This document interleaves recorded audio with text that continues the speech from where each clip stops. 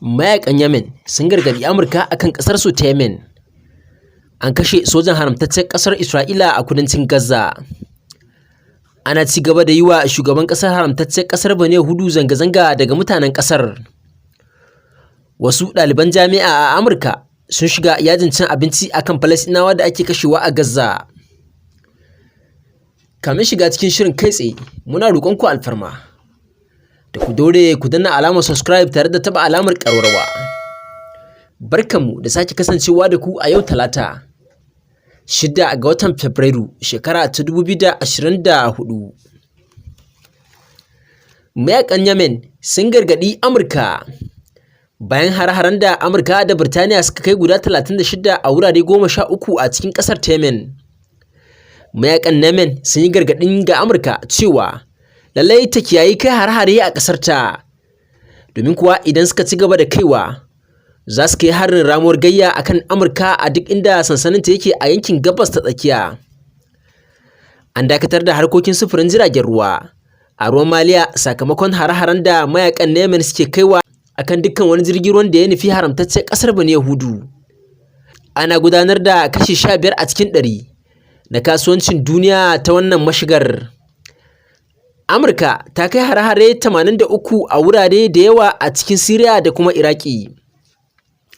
Mayaƙan na Houthi na Yemen sun kai hari sama da wurare 30 akan jiragen ruwa na kasuwancin da suke da alaƙa da haramtaccen ƙasar Bani Yahudu a tekun Maliya.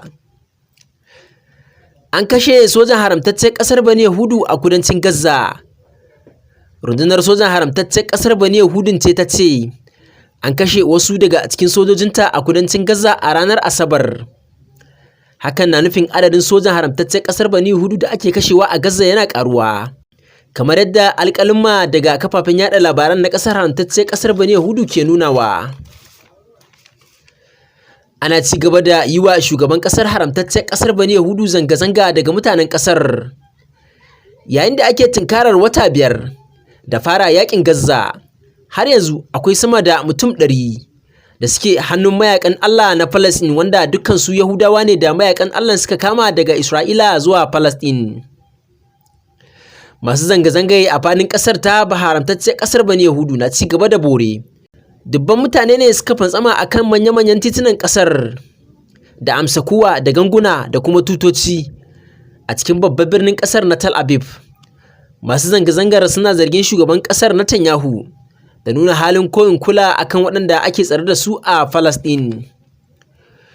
Wasu ɗaliban jami'a a Amurka sun shiga yajin cin abinci akan Falasɗinawa da ake kashewa a Gaza. Waɗannan ɗaliban wata jami'a ce da ke Amurka sun bayyana cewa za su shiga yajin cin abinci, ma'ana ba za su ƙara cin abinci ba har sai haramtaccen ƙasar Bani Yahudu ta daina kai har-haren da take kaiwa a Gaza, inda take kashe mata da ƙananan yara. Ku ci gaba da kasancewa da mu a ASD TV domin samun shirye-shiryenmu. Kar ku manta, idan kuna kallon mu a manhajar YouTube, ku daure ku danna mana alamar subscribe tare da taɓa alamar ƙararrawa. Idan kuwa kuna tare da mu a Facebook, TikTok, ku daure ku yi following ɗinmu, hakan zai ba ku damar samun shirye-shiryenmu kai tsaye da zarar mun ɗora.